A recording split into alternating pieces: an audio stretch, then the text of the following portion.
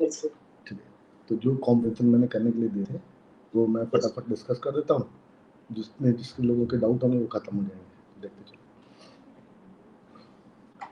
तो जो भी मेरे पास सम लिखा हुआ है, there exist a GP with first term 1/a, तो ये 1/a उसका फर्स्ट टर्म दे रखा है, तो मैंने a is equal to 1/a, और कॉमन रेशियो a के बराबर दे रखा है। If we add half in the sum of n term, तो इसके n टर्म्स का पहले सम निकाल लेते हैं।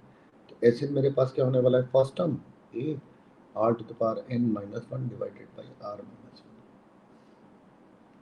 सारी वैल्यू सब्स्टिट्यूट कर दी जाए। a की वैल्यू मेरे पास 1/a, r की value a to the power n minus 1 divided by a minus 1, ये Sn है, और दे रखा है if we add half in the sum of n terms of the sequence, तो हम लोगों ने हाफ इसमें ऐड कर दिया, तो ये जो भी रिजल्ट आने वाला है it equals to the sum of the coefficient of even power of x in the expansion of 1 plus x to the power n। ये किसके बराबर होने वाला है, sum of coefficients of even power of x, मतलब क्या हुआ कि सारे बाइनोमियल कोएफिशिएंट्स का सम 2 की पावर n होता है, और आधे इवन आधे ऑड और उन सबका सम आपस में बराबर, और वो किसके बराबर होता है, 2 की पावर n माइनस। तो ये बात मालूम है थारे लोगों को।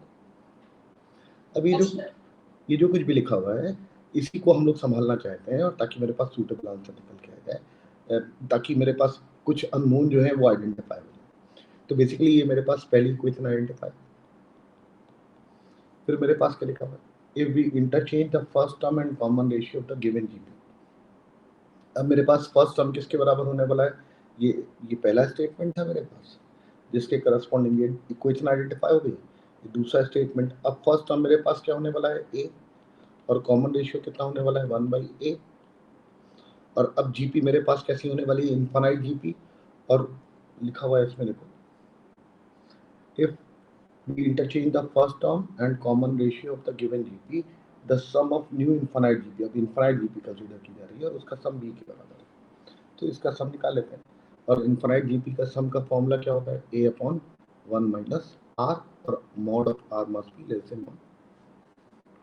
a अब कैपिटल A हो गया, 1 माइनस r की जगह 1/a हो गया, और ये किसके बराबर है, b के बराबर। तो ये मेरे पास दूसरी इक्वेशन है,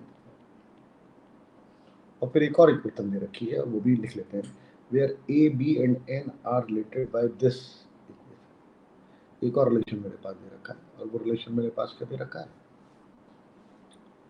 इंटीग्रल दे रखा है, कहाँ से कहाँ तक, a माइनस 2 से b माइनस 2, साथ में लिखा हुआ है 1 plus x to the power n, और इस पूरे का mod, and this is equal to 364 divided by 3। तो ये तो इंटीग्रल किया जा सकता है, अगर किसी तरीके से मुझे a, b और n की वैल्यू मालूम चल जाए, तब फिर ये सब कुछ जो भी है आइडेंटिफाई हो जाएगा। तो ये मेरे पास तीसरी इक्वेशन दे रखी है। अब 3 इक्वेशन है, 3 अननोन है। अननोन कौन कौन से, एक a है, एक अननोन a है, एक अननोन b है, और एक अननोन n है। ये तीनों अननोन है, इनको आइडेंटिफाई करना है, तभी मेरे पास आगे वाले सवाल सॉल्व होंगे। कुछ बच्चों ने सॉल्व भी कर लिया है, किसी ने बताया है कि 7th पार्ट में शायद कुछ गड़बड़ी है, अभी देख लेते हैं क्या है 7th पार्ट, मैंने देखा नहीं। तो देखो, पहली इक्वेशन मेरे पास लिखी हुई है 1/a, साथ में a to the power n minus 1 divided by a minus 1 plus half, this is equal to 2 to the power n minus 1। पहले इसी को संभालते हैं, ये हाफ उधर ट्रांसफर कर दिया,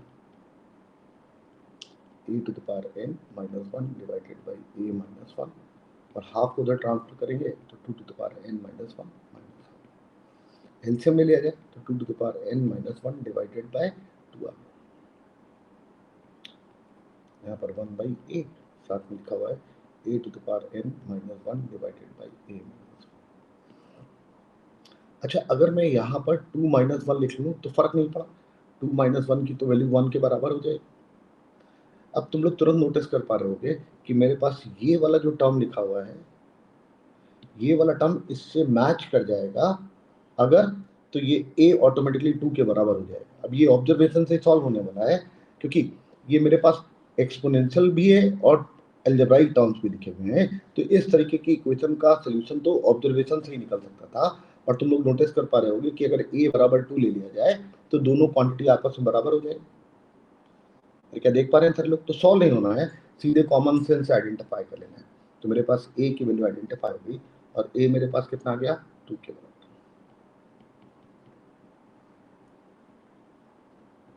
ये अगर मेरे पास 2 के बराबर आ गया तो अब दूसरी इक्वेशन देखते हैं, क्योंकि उससे तो b निकल आएगा। और दूसरी इक्वेशन तो बहुत ही आसान लिखी हुई है, वो इस तरीके की क्या लिखा हुआ है, a divided by 1 minus 1 upon a and this is equal to, ये जो कुछ भी लिखा हुआ है तुमको याद होगा, mod of r must be less then 1, और r की वैल्यू क्या है, यही तो मेरे पास r है। तो 1/a की वैल्यू कैसी होने वाली है, 1/2 के बराबर, विच इज लेस देन 1। तो ये बात वैलिड होती दिख रही है। a की वैल्यू हम लोगों ने 2 आइडेंटिफाई कर ली, इसमें लगा दी जाए तो b की वैल्यू निकल आएगी, ऊपर आ जाएगा 2, ऊपर आ जाएगा 2, नीचे आ जाएगा 1 minus 1/2, this is equal to b। और यहाँ से b की वैल्यू कितनी आती दिख रही है, तो a आइडेंटिफाई हो गया, b आइडेंटिफाई हो गया। अब n और आइडेंटिफाई करना है, इस इंटीग्रल से सॉल्व कर लेंगे। ये जो मॉड लगा है हटा के प्लस माइनस कर देते हैं, डिफरेंट इंटीग्रल मेरे पास क्या हो जाएगा, a की वैल्यू 2 तो ये नीचे वाला नंबर 0 हो जाएगा, b की वैल्यू 4 तो ऊपर वाला नंबर 2 हो जाएगा।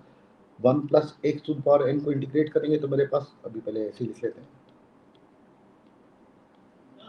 This is equal two plus minus 364 divided by 3।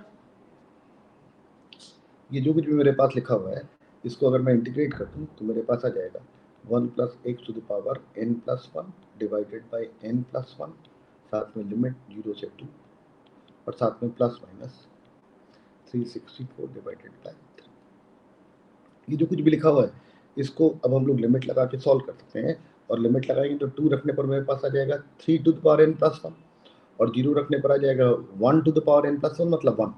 तो अगले पेज पे चलते हैं, मेरे पास लिमिट लगाने पर 3 to the power n plus 1 divided by n plus 1 minus, जब 0 रखेंगे तो मेरे पास आ जाएगा 1 की power n plus 1 divided by n plus 1 and this is equal to, दूसरी तरफ लिखा हुआ है प्लस माइनस 364 डिवाइडेड बाई 3।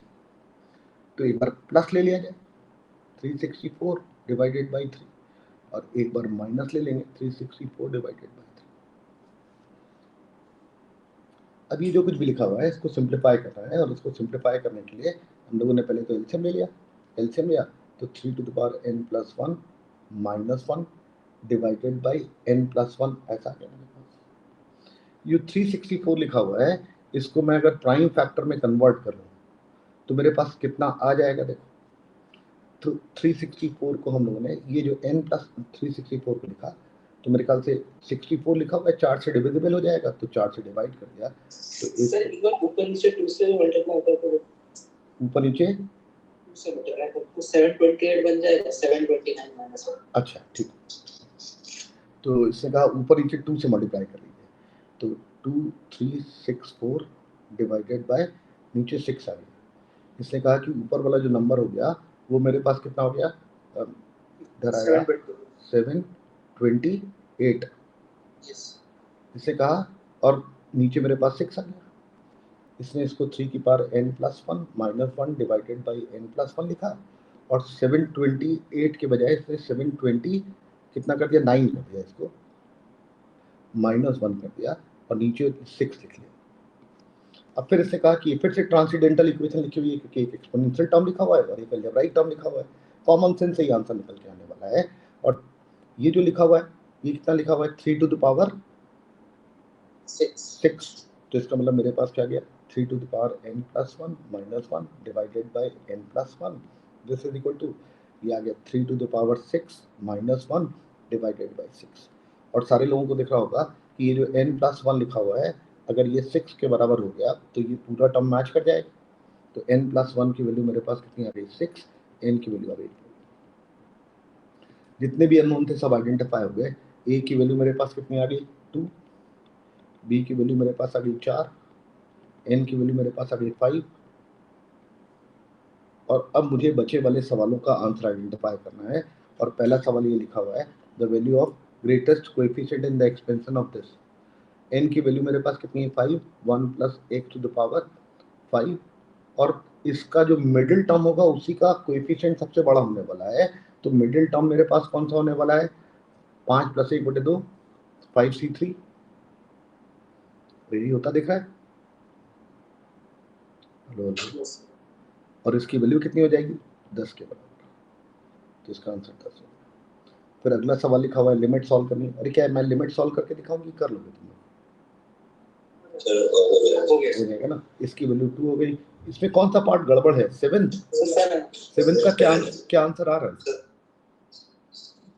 वो एक्चुअली सर 10 into सर होगा 4 की पावर, वो पूरे में दे दिया है।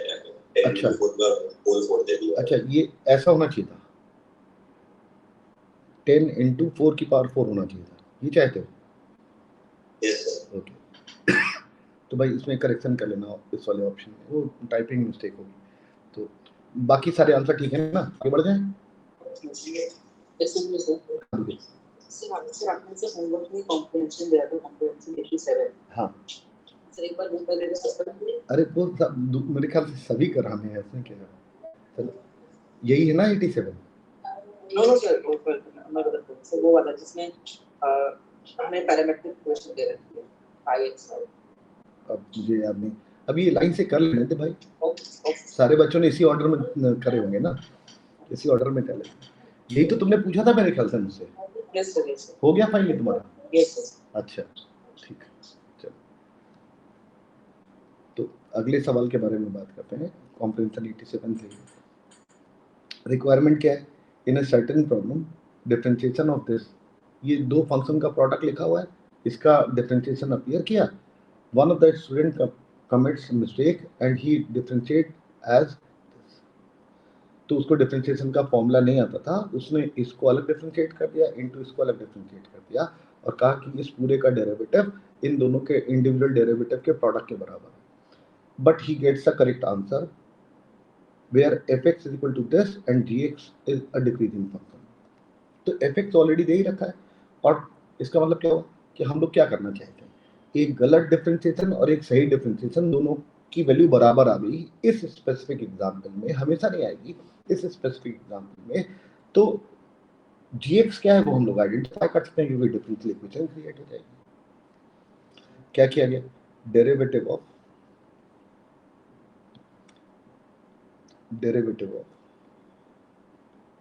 fx इंटू gx निकाला गया। तो एक सही तरीका है, और वो क्या, fx g dash x plus gx f dash x, ऐसा। और एक गलत तरीका है, जो गलत तरीका क्या है वो तो दे ही रखा है कि इस तरीके से किसी ने डिफरेंशिएट कर दिया, और वो क्या लिखा है, f dash x into g dash x, और दोनों से सेम रिजल्ट आ गया, तो दोनों हर हालत में आपस में बराबर रहे होंगे, तो इक्वेट कर देते हैं। मेरे पास कितना जाएगा, fx g dash x plus gx f dash x, this is equal to f dash x into g dash x। और मुझे fx की वैल्यू दे ही रखी है, और fx की वैल्यू किसके बराबर है, x क्यूब के बराबर, where fx is equal to x cube. तो f डैश x की वैल्यू भी मुझे मालूम है, वो कितनी है, 3x स्क्वायर। तो अब ये सारी वैल्यूज हम लोग सब्स्टिट्यूट करते हैं इस इक्वेशन में, तो मेरे पास सूटेबल रिजल्ट निकल के आ जाएगा। और अगर मैंने सब्स्टिट्यूट करी तो मेरे पास देखो आता दिख रहा है जो स्टेटमेंट लिखा हुआ है वो ऐसा लिखा हुआ है, fx g dash x plus f dash x gx, this is equal to f dash x into g dash।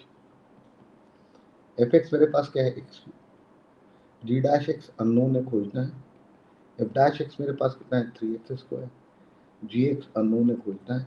f dash x कितना है, 3x square into g dash x। एक x स्क्वायर से तो उठा के डिवाइड कर दिया हम लोगों ने, तो मेरे पास कितना जाएगा, x g dash x plus 3gx, this is equal to 3g dash x, ऐसा। वेरिएबल सेपरेट होते दिख रहे होंगे, ये g डैश x वाला टर्म अलग कर लिया जाए और gx वाला टर्म अलग कर लिया जाए, तो मेरे पास कितना आता दिख रहा है, x minus 3 g dash x ये वाला टर्म उठाया, इधर ट्रांसफर कर दिया, this is equal to minus का 3।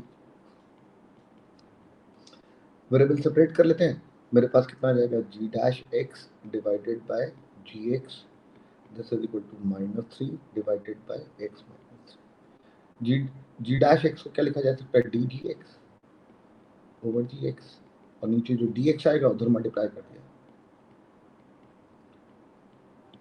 और उठा के इंटीग्रेट कर दिया जाए। इंटीग्रेट करेंगे तो लॉग ऑग में आने लगेगा, तो आ जाने दो। इधर से मेरे पास कितना आ जाएगा, इधर से मेरे पास आ जाएगा ln mod of,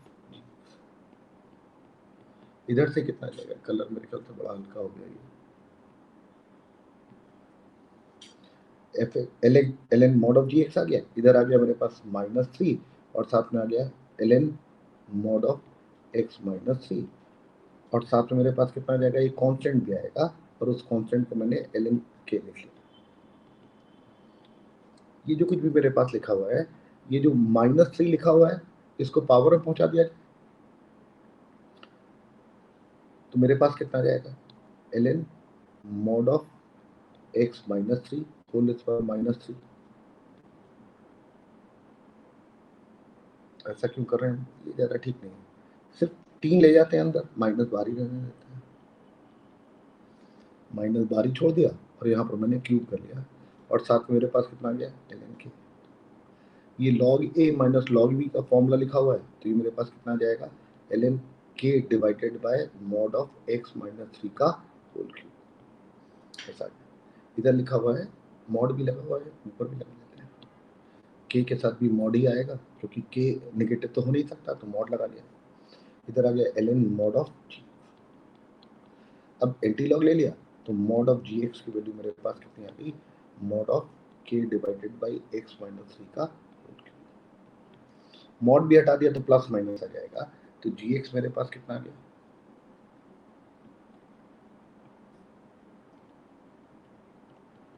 plus minus, ऊपर से आया k, नीचे से आया x -3 का होल क्यूब। ऐसा आता दिख रहा होगा सारे लोगों को। तो gx हम लोगों ने आइडेंटिफाई कर लिया, लेकिन gx के बारे में दे रखा है ये कोई कांस्टेंट नंबर है, वो कांस्टेंट है तो वो पॉजिटिव भी हो सकता है, नेगेटिव भी हो सकता है, इसलिए इसको हटा दिया जाए। gx equal to k divided by x -3 का, और हम लोग चाहते क्या कि जो भी फंक्शन होना चाहिए वो मेरे पास कैसा होना चाहिए, डिक्रीजिंग होना चाहिए। डिक्रीजिंग होना चाहिए तो इसका मतलब दे रखा है, सब नहीं दे रखा है, दे रखा है, कहाँ दे रखा है, देखो दे रखा है, and gx is a decreasing function. Decreasing है इसका मतलब इसका डेरिवेटिव मेरे पास कैसा आ जाना चाहिए, नेगेटिव आ जाना चाहिए, तो मैंने इसका डेरिवेटिव किया तो मेरे पास कितना आ जाएगा, एक बाहर -3 k आ जाएगा और नीचे x -3 का पावर 4 आ जाएगा, और k को हर हालत में कैसा होना पड़ेगा, फिर पॉजिटिव ही होना पड़ेगा। तो मुझे ये बात मालूम चल गई कि इस स्टेटमेंट में मेरे पास k जो नंबर है वो कैसा होने वाला है, पॉजिटिव होने वाला है। अब आगे बढ़ते हैं, आगे क्या दे रखा है, उन्होंने कहा है कि gx और पहले सवाल पढ़ते हैं, fx and gx intersected p and q, दो पॉइंट ऑफ इंटरसेक्शन मिलने वाले हैं, ठीक है। और फिर सर्कुलर ट्री के बारे में बात करेंगे, वो हम लोग बाद में बात कर लेंगे, लेकिन कुछ हम लोगों ने gx आइडेंटिफाई कर लिया, वो gx और ये fx आपस में इंटरसेक्ट करने वाले हैं, कितनी जगह इंटरसेक्ट करने वाले हैं ये बात भी बोली गई है, लिखते हैं। fx मेरे पास कितना है, x2, gx मेरे पास क्या है, ये, और इन दोनों को अगर सॉल्व किया जाए, दे रखा है fx is equal to gx intersects at 2 points p and q।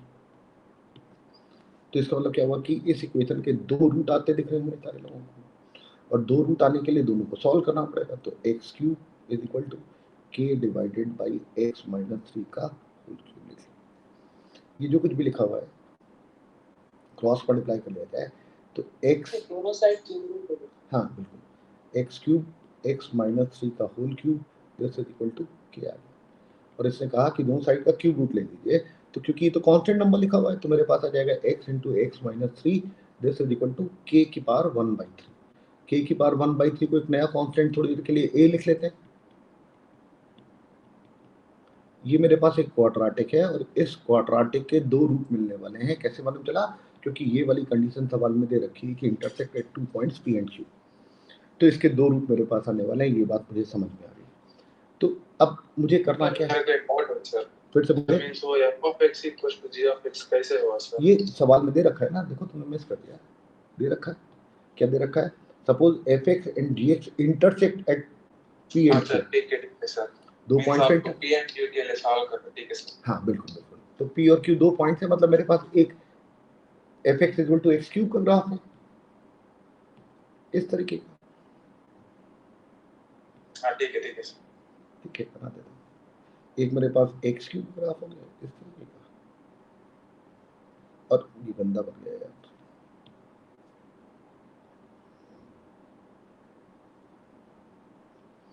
और एक मेरे पास y = k/(x - 3) का होल क्यूब है, और इसका जो ग्राफ बनने वाला है वो डिक्रीजिंग बनने वाला है, और इसकी जो अजम्पटोट होने वाली है वो x = 3, तो कोई x = 3 लाइन रही होगी।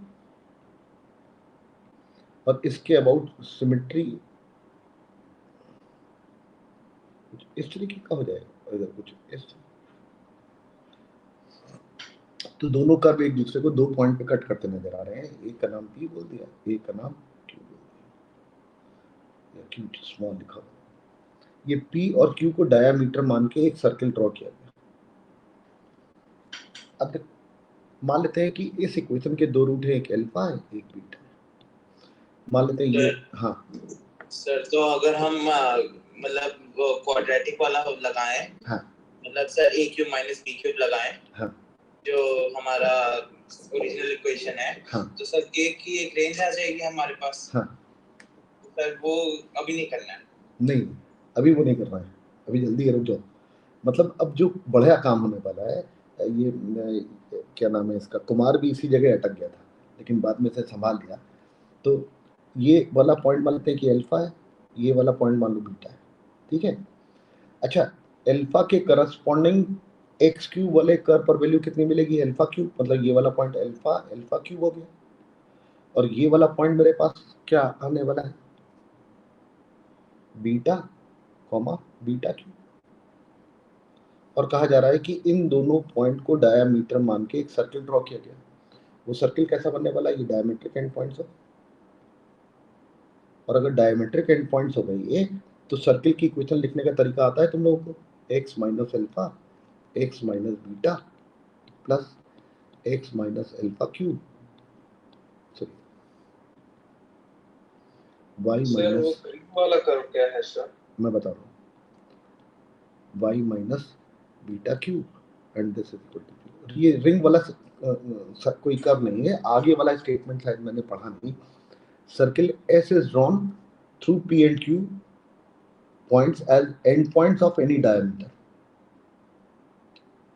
तुम समझ रहे हो ना, जो तुम रिंग बोल रहे हो ना, वो P और Q को डायमेट्रिक एंड पॉइंट मान करके मैंने एक सर्किल ड्रॉ किया। क्या मेरी बात तुमको समझ में आ रही है? हेलो सर अभी कनेक्ट हुआ सर, नेट हो गया। अच्छा, मैं फिर से बोल दूंगा। ठीक है सर। P और Q दो पॉइंट ऑफ इंटरसेक्शन थे, ये समझ में आ गया था तुमको? उसके बाद कहा गया circle S is drawn through P and Q points as endpoints of any diameter। मतलब जो P और Q दो पॉइंट्स आए उनको डायमेट्रिक एंड पॉइंट्स मान के, इन दोनों को डायमेट्रिक एंड पॉइंट्स मान के मैंने ये सर्किल ड्रॉ किया, ठीक है ना। ठीक है सर। तो इस इक्वेशन का एक रूट मैंने अल्फा ले लिया, एक रूट मैंने बीटा ले लिया, एक रूट अल्फा ले लिया, एक रूट बीटा ले लिया। x की वैल्यू दी तो निकल के आने वाली है, और इस x के करस्पॉन्डिंग इसका y कोऑर्डिनेट कहां पर आने वाला है?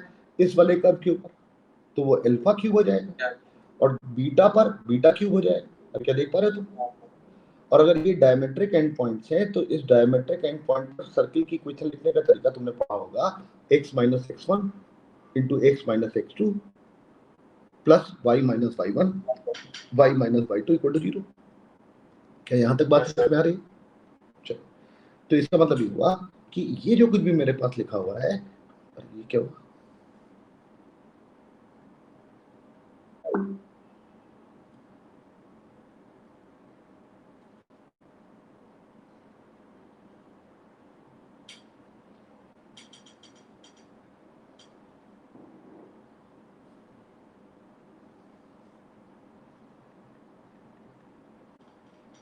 हेलो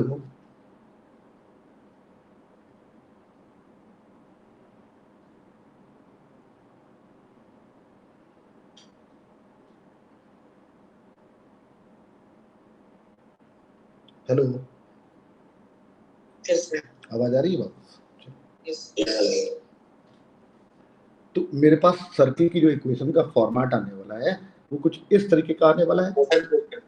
फिर से बोलिए। प्रेजेंटेशन स्टार्ट कीजिए सर। अच्छा, अभी मतलब स्क्रीन नहीं ओके ओके।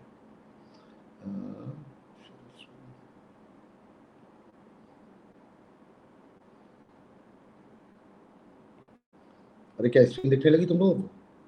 हाँ यस सर। तो हम लोगों ने क्या किया, वो जो एक सर्किल था जो कि P और Q को एंड पॉइंट्स डायमीटर मान के लिखा गया, वो सर्किल की इक्वेशन हम लोगों ने आइडेंटिफाई कर ली और वो सर्किल की इक्वेशन मेरे पास क्या आ गई, वो अगले पेज पे लिख लेते हैं।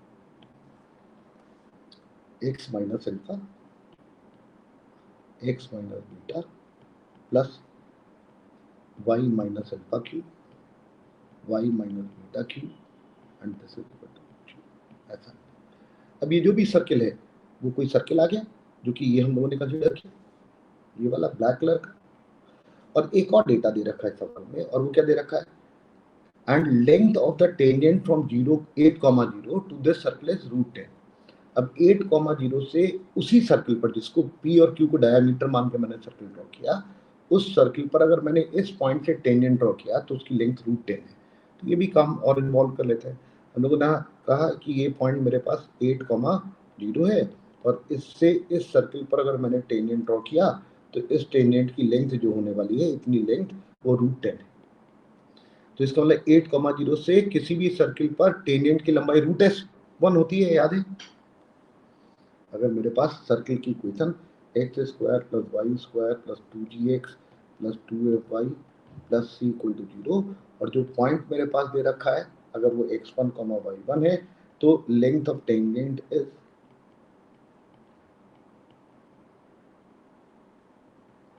√S1 और ये किसके बराबर, √x1, y1 इसमें लगा दिया जाए तो मेरे पास आ जाएगा x1² + y1² + 2gx1 + 2fy1 + c। और √S1 की वैल्यू कितनी है, √10 दे रखी है और जो पॉइंट दे रखा है वो 8,0 दे रखा है और इस पॉइंट से इस सर्किल पर टेंजेंट की लंबाई निकालनी है तो लगा देते हैं।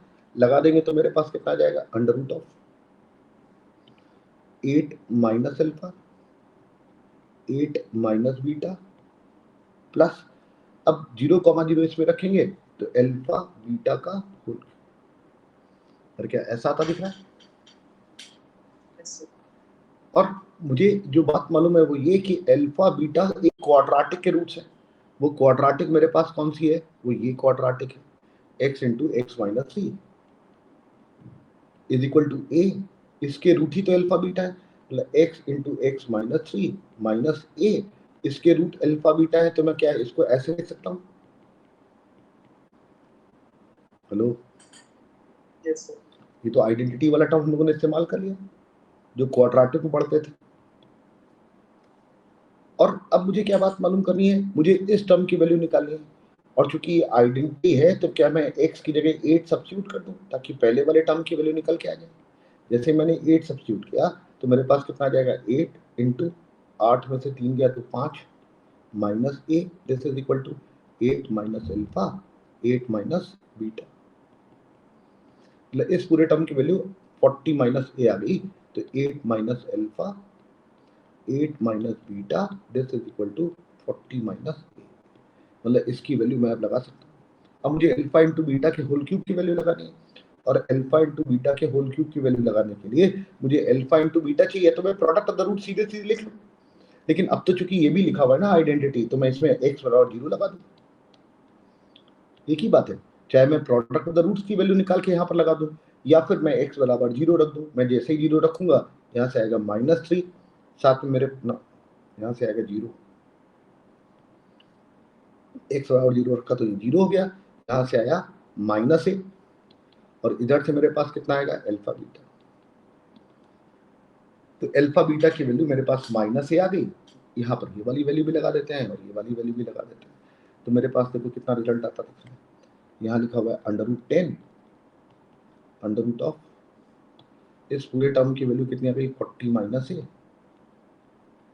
और साथ में माइनस ए का होल क्यूब, माइनस ए का होल क्यूब करेंगे तो माइनस ए क्यूब आ जाएगा। पूरे का होल क्यूब कर दिया जाए, होल स्क्वायर कर दिया जाए तो मेरे पास कितना आ जाएगा, देखो यहाँ 10, यहाँ पर 40 माइनस ए क्यूब। या अगले पेज पे चलते हैं, मेरे पास आ जाएगा 40 को इधर ले आए तो -30 माइनस ए क्यूब। और क्या ऐसा आता दिख रहा है, ये 40 को इधर ट्रांसफर कर, ये जो भी लिखा हुआ है एक माइनस से डिवाइड कर दिया तो a cube plus a this is equal to 30। और क्या ए की वैल्यू 3 के बराबर आती दिख रही है, क्योंकि 3 रखोगे तो 27 + 3 दिस इज इक्वल टू 30। तो ए की वैल्यू हम लोगों ने आइडेंटिफाई कर ली 3 के बराबर होने वाली। अब ए मेरे पास निकल के आ गया, तो चाहते क्या थे हम लोग, चाहते क्या थे पहले वापस ए निकल आया तो k की पावर 1/3, यही तो मेरे पास a के बराबर था, k की पावर 1/3, यही तो a के बराबर था। और a की वैल्यू मेरे पास 3 निकल के आ गई, तो k की वैल्यू कितनी आने वाली, होल क्यूब कर दिया जाए 27। मतलब मेरे पास दोनों फंक्शंस आइडेंटिफाई हो गए।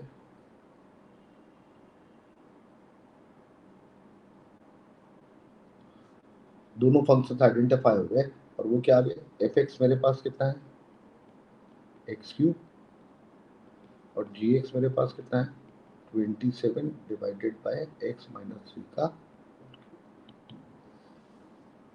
अब मुझे मेरे ख्याल से सवाल सॉल्व करने हैं, और तो कुछ मेरे ख्याल से सवाल में कोई डेटा नहीं दे रखा है, सारा डेटा इस्तेमाल हो गया, फंक्शन आइडेंटिफाई हो गया। तो बेसिकली फंक्शन निकालने के लिए डिफरेंशियल इक्वेशन भी आ गई, उसमें सर्किल भी आ गया, उसमें एक रेक्टेंगुलर हाइपरबोला, मतलब दुनिया भर की चीज़ें मिला दी गई हैं सवाल लिखने में, ताकि इधर उधर की दिमाग चलाने लगो, बस यही पर्पस। हाँ सर जैसे आपने तो क्या किया कि अल्फा क्यूब और बीटा क्यूब अज्यूम करके सॉल्व किया। हाँ सर मैंने क्या किया था, तो इससे जो y नहीं है y, हाँ दोनों के y को इक्वेट कर दिया तो उसमें भी क्वाड्रेटिक बन जाएगा। ठीक है। अच्छा, तो तुमने एक क्वाड्रेटिक ये जोड़ी, एक क्वाड्रेटिक वो जोड़ी बराबर 0 कर दिया। यस हाँ ठीक, बिल्कुल। मतलब तुमने, मतलब आइडिया यही है कि जो मेरे पास बचपन में सवाल लगाया होगा तुम लोगों ने, एक वो ये कि डायमेट्रिक एंड पॉइंट्स इफ, तो क्वाड्रेटिक 0। हाँ बिल्कुल बिल्कुल बिल्कुल बिल्कुल बिल्कुल वही बचपन वाला सवाल है, उसको ही बीच में डाला गया है। तुमने क्वाड्रेटिक को जोड़ के लिख दिया और मैंने क्या किया, वो प्रोडक्ट ऑफ द रूट्स की वैल्यू लगा दी या आइडेंटिटी मान के सॉल्व कर लिया। तो वो दोनों तरीके से, मैंने दोनों तरीके से सोचा ही नहीं था। सर हाँ बोलिए। सर आपने जैसे ये यूज किया x³ = a/x - 3 का क्यूब, हाँ सर इसमें ये यूज कर सकते हैं कि x = a/x - 3, सर वो ग्राफ बना के x का और a/x - 3 का। इसकी बात कर रहे हो ना? हाँ सर ये वाला हम लोग यूज किए। हाँ और सर ये इसका अगर क्यूब रूट लेके यूज कर सकते थे ग्राफ बना के करने में। क्यूब मतलब क्यूब रूट अगर ले लिया तुमने तो तुम्हारे पास ये इक्वेशन आ गई। हाँ सर ये वाली। हाँ, अब इसके बाद क्या करना चाहते हो? सर जैसे हम लोग x³ और k/x³ का ग्राफ बनाए, वैसे सर x का और k/x - 3 के क्यूब का ग्राफ, मतलब k/x - 3 का ग्राफ बना दें। ठीक है, तो सर वैसे फिर आ सकता है आंसर, क्योंकि सर हाँ। वैसे थोड़ा सा अल्फा माइनस बीटा में सर वो इक्वेशन नहीं बन पा रही थी अरे लास्ट में। मैं समझ गया तुम क्या कर रहे हो। तुमने कहा कि ये जो पूरी चीज लिखी हुई है, इस पूरी चीज को तुम अलग तरीके से सॉल्व करना चाहते हो और अलग सर। तरीके में तुम एक गड़बड़ी कर रहे हो। तुम क्या कर रहे हो कि मैं अगले पेज पे लिख देता हूँ। तुम्हारे पास लिखा हुआ है x³ this is equal to k divided by x - 3 का होल क्यूब लिखा हुआ है, ये लिखा हुआ है ना? Yes sir. तो तुम बेसिकली एक कर्व तुम्हारे पास ये वाला है, एक कर्व तुम्हारे पास ये वाला है, दो कर्व है, तुमने दोनों को इक्वेट किया। तुम चाहते हो कि इसको किस तरीके से लिया जाए, पहले क्यूब कर दिया जाए पूरे का, तो इधर x आ गया, इधर पर k की पावर 1/3 उसको a लिख लिया और नीचे तुम्हारे पास कितना आ गया x - 3। मतलब तुम चाहते हो एक कर्व ये ले लिया जाए और एक कर्व ये ले लिया जाए। हाँ सर। और दोनों को सॉल्व कर लिया जाए। हाँ सर। तो सॉल्व करने के लिए ये तो लिखना ही पड़ेगा ना फिर। तो सर फिर y इक्वल्स टू x का ग्राफ बनाते हैं और फिर y equals to a upon x minus 3 का ग्राफ बनाते हैं जैसा है। ठीक है, फिर उसका ग्राफ बना देना। तो सर पॉइंट आ जाएगा अल्फा अल्फा और बीटा बीटा। अल्फा अल्फा और बीटा बीटा आ जाएगा। हाँ sir y equals to x है तो ऐसे मतलब ये सब ये गड़बड़ हो रहा है। मालूम है तुम्हारा गड़बड़ क्यों हो जा रहा है? तुम्हारा जो रूट आ जाएगा एक आ जाएगा इस लाइन के ऊपर। हाँ सर। और दूसरे तो एक को तुमने अल्फा अल्फा बोल दिया, एक को बीटा बीटा बोल दिया। Yes sir. ठीक है, जबकि मतलब हो क्या रहा है, तुम देखो एक कर्व ले रहे हो y is equal to x cube और एक कर्व ले रहे हो y is equal to k divided by x minus 3 का होल क्यूब। ठीक है, तुम अगर इसको u रख रहे हो पूरी क्वांटिटी को और यहां पर इस पूरी क्वांटिटी को v रख रहे हो,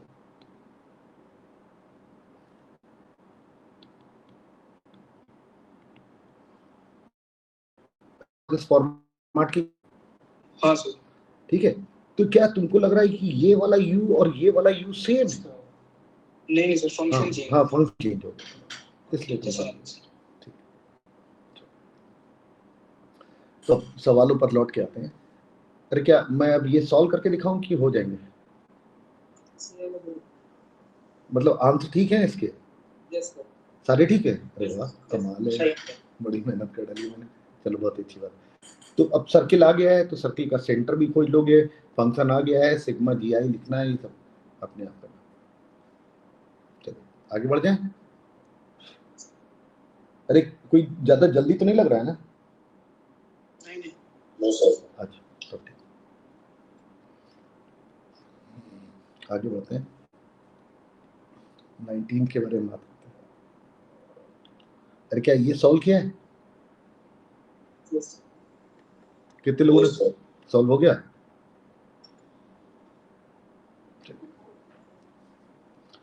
तो सॉल्व करते हैं।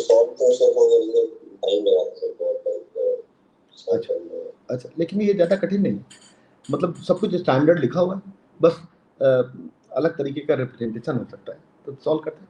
देखो मेरे पास एक पैराबोला दे रखा है, एक इलिप्स दे रखा है। नहीं मेरे ख्याल से मैंने कभी नहीं डिस्कस किया सर। आपने शायद उस समय ये लिस्ट में था आपके डिस्कशन में, तो शायद डिस्कस नहीं हुआ। हाँ डिस्कस कर। इसी जो अटेम्प्टेड है इसलिए मुझे लगा डिस्कस। अच्छा मैं डिस्कस कर देता। तो एक पैराबोला है, मान लेते हैं पैराबोला मेरे पास y = 4ax।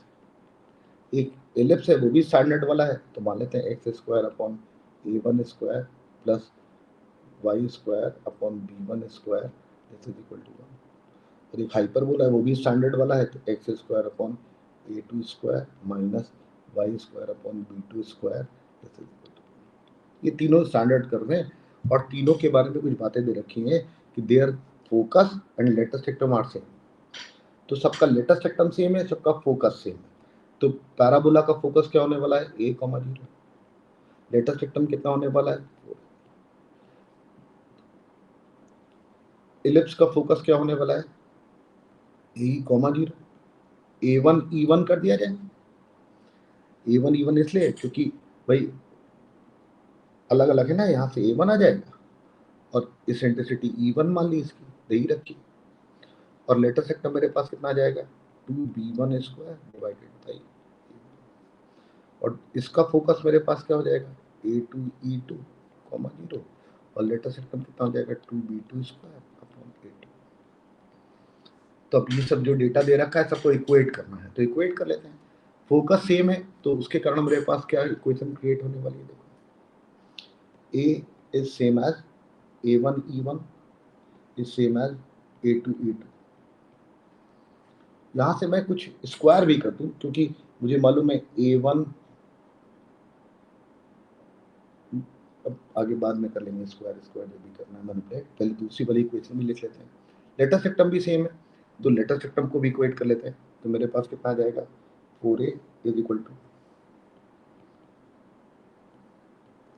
और यहाँ से मेरे पास a is equal to 2b1² divided 2 तो कैंसिल आउट हो गया। 2a is equal to b1² upon, similarly 4a is equal to मेरे पास क्या है 2b2 स्क्वायर अपॉन a2, एक 2 से डिवाइड कर दिया तो यहाँ से मेरे पास 2a is equal to b2 square upon a2 ऐसा मेरे पास लिखा हुआ है। अब इन सारी इक्वेशन से मुझे बाकी सारा डेटा कैलकुलेट करना है, फोकस निकालना है, जो भी निकालना है, सारी चीज़ें, इसेंट्रिसिटी निकालनी है उसकी। कैसे आगे प्रोसीड किया जाए, कुछ प्रयास करते हैं। A2 की वैल्यू मेरे पास कितनी दे रखी है, क्या करें, कैसे मैनिपुलेट करें, कहाँ से आगे बढ़ाया जाए? सर, हाँ बोलिए। Sir, we have this equation A1 equals A2 equals A. Equal to A। We can square the whole thing. बिल्कुल, तो इसने कहा, मैं ये स्टार्टिंग में यही बोल रहा था, स्क्वायर कर देंगे, तो इसने कहा स्क्वायर करिए, तो a square is equal to कितना आ गया A1 स्क्वायर E1 स्क्वायर, और सिमिलरली a स्क्वायर कितना आ गया A2 स्क्वायर E2 स्क्वायर। फिर E1 squared is 1 minus B1 squared by A1 squared. तो E1 स्क्वायर की इसने कहा वैल्यू सब्स्टिट्यूट कर दीजिए, इसने कहा a square this is equal to A1 square, E1 square की value 1 minus B1 square upon A1 square, ऐसा लिख लीजिए। So we'll get A1 squared minus B1 squared. इसने कहा कि मल्टीप्लाई कर दिया जाए तो ये आ जाएगा A1 square minus B1 square, this is equal to A square. Yes, sir. Now we know B1 squared is 2A1.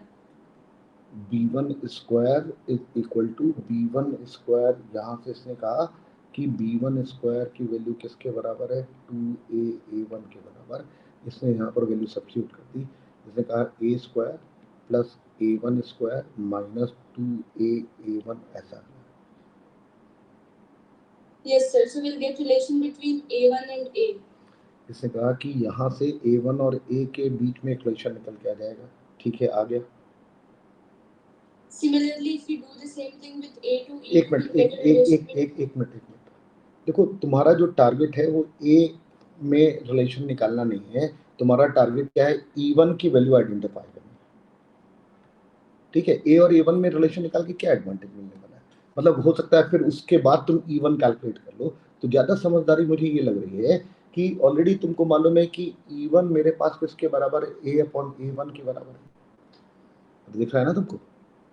अगर मैं A1 स्क्वायर से पूरे को डिवाइड कर दूं तो पूरी equation in terms of unknown E1 में कन्वर्ट हो जाएगी, तो E1 की वैल्यू निकल आएगी। चलेगा ना। तो मैंने इस पूरी इक्वेशन को A1 से डिवाइड कर दिया, और अगर मैंने पूरी इक्वेशन को A1 से डिवाइड किया तो मेरे पास A अपॉन A1 का square this is equal to 1 minus 2A upon A1 आ जाएगा, और A अपॉन A1 की वैल्यू E1 है, तो यहाँ पर आ जाएगा E1 का स्क्वायर 1 माइनस 2E1, और ये जो कुछ भी लिखा हुआ है ये आ गया E1 square plus 2E1 minus 1 this is equal to 0, और E1 की वैल्यू कितनी आ जाएगी minus b plus minus under root of 4B square minus 4AC divided by 2, 4 का फैक्टर कॉमन निकाला तो 2 बाहर आ जाएगा, माइनस 1 प्लस माइनस रूट 2 आ जाएगा। तो चूंकि E1 इलिप्स की इसेंट्रिसिटी है वो नेगेटिव तो हो नहीं सकती, लेकिन उसको फ्रैक्शन ही होना पड़ेगा। अरे क्या E1 की वैल्यू ये आती दिख रही है? Yes, sir. ये जो भी इसने कैलकुलेशन कराया ये इसने E1 की वैल्यू कैलकुलेट करवाने में मदद कर दी। अरे क्या सिमिलरली E2 की वैल्यू भी निकाली जा सकती, और E2 की वैल्यू आइडेंटिफाई करने की मतलब मोटिव यही है कि अगर मैं किसी तरीके से पूरी इक्वेशन को इन टर्म्स ऑफ इसेंट्रिसिटी में ही कन्वर्ट कर लूँ तो वो अननोन है वो निकल के आ जाएगा मेरे पास, और अगर इसेंट्रिसिटी निकल आएगी तो फिर हम लोगों का जितना भी काम है वो आगे वाला बढ़ जाएगा। तो मैंने अगले पेज पे मैं गया और मैंने कहा कि मुझे एक और इक्वेशन मालूम है A is equal to A2E2, और दूसरी इक्वेशन मुझे क्या बात मालूम है, मुझे दूसरी इक्वेशन क्या मालूम है, ये वाली इक्वेशन मालूम है 2A is equal to B2 square upon कितना है A2, क्या ऐसे ही ना।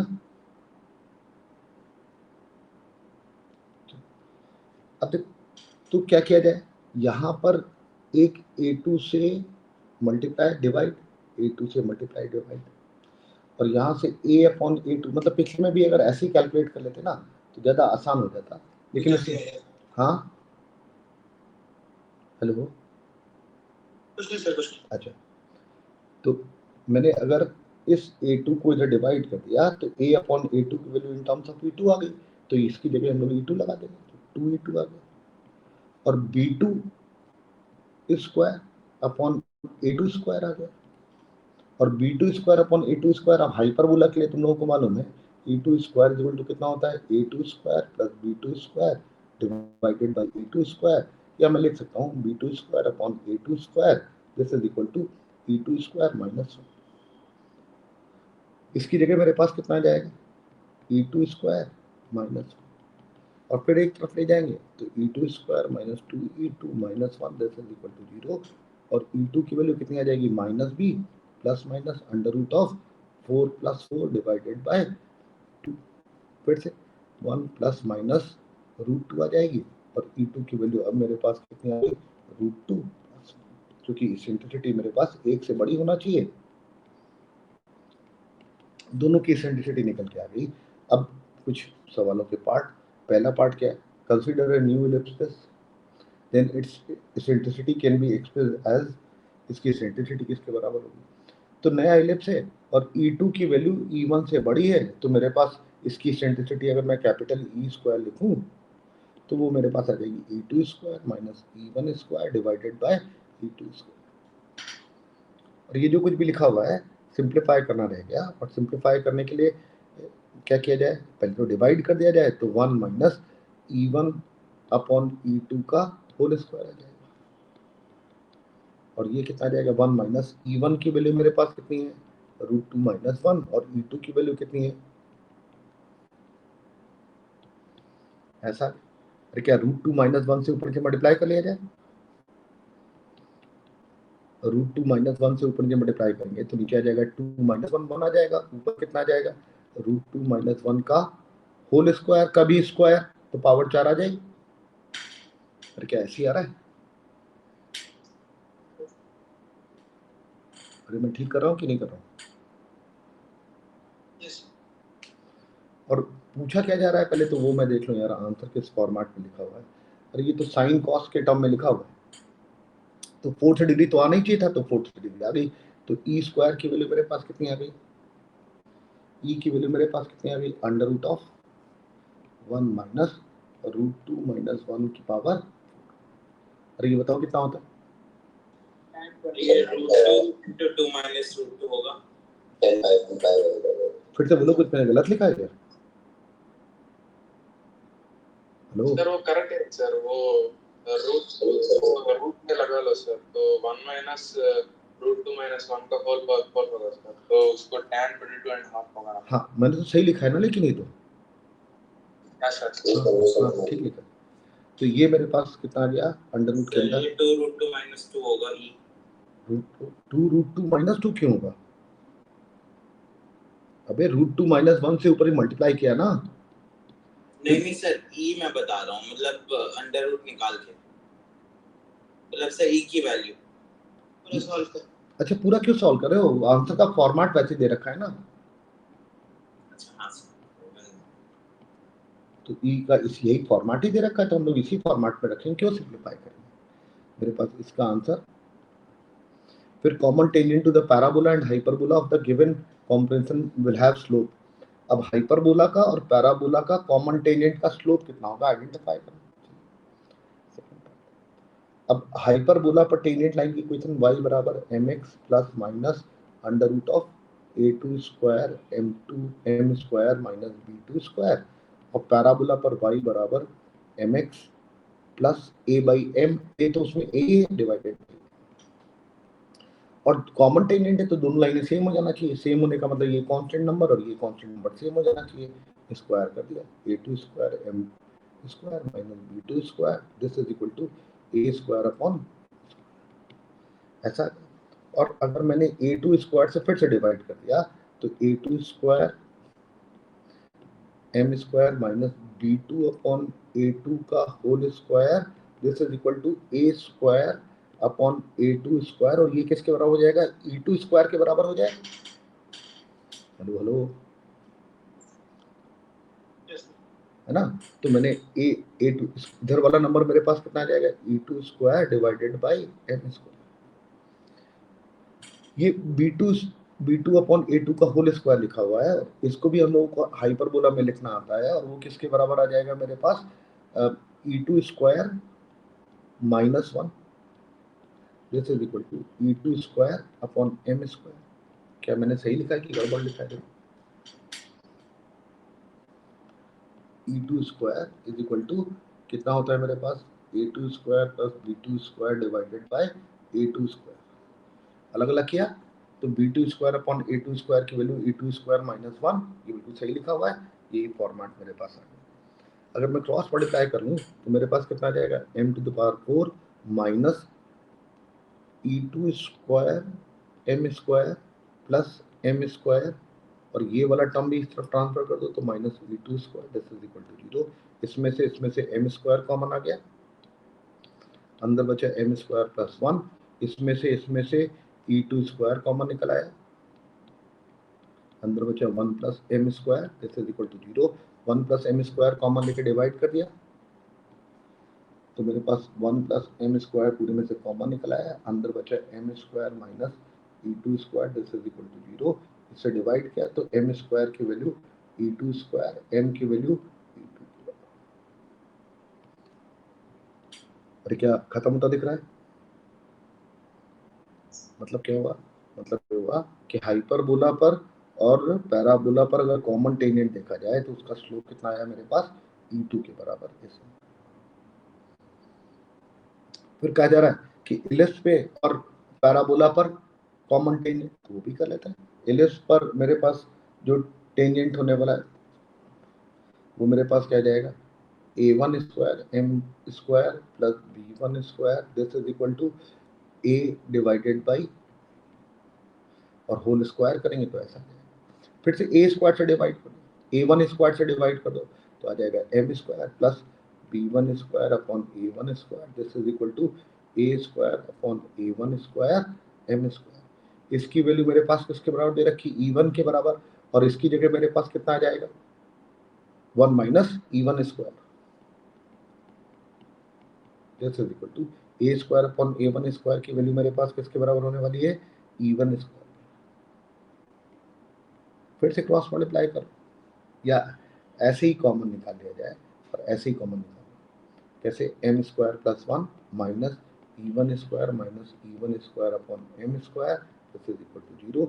इस पूरे में से M स्क्वायर प्लस 1 आया माइनस E1 स्क्वायर आया, 1 प्लस 1 अपॉन M स्क्वायर आया, this is equal to 0। LCM ले लो और पूरे में से 1 प्लस M स्क्वायर कॉमन निकाल लो, अंदर कितना बचेगा मेरे पास?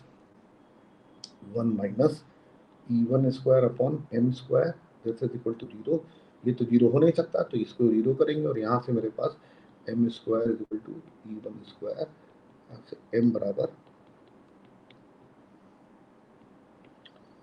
मेरे पास तीसरा पार्ट भी सॉल्व हो गया और इसमें आंसर।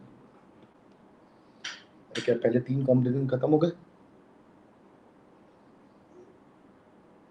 लेकिन बड़ी अच्छी बात है, अभी तक मैंने कुछ कैलकुलेशन गलती नहीं करी, मतलब कैलकुलेशन सवालों में कहीं कुछ गड़बड़ी नहीं नजर आ रही है, सिर्फ शायद किसी ने एक पार्ट में बताया है कि कुछ गड़बड़ी हो गई, कहाँ पर गड़बड़ी थी मैं देख लूँ इस वाले में, वो मेरी गड़बड़ी नहीं, मिस प्रिंटिंग, अभी गड़बड़ी होगी ऐसा नहीं।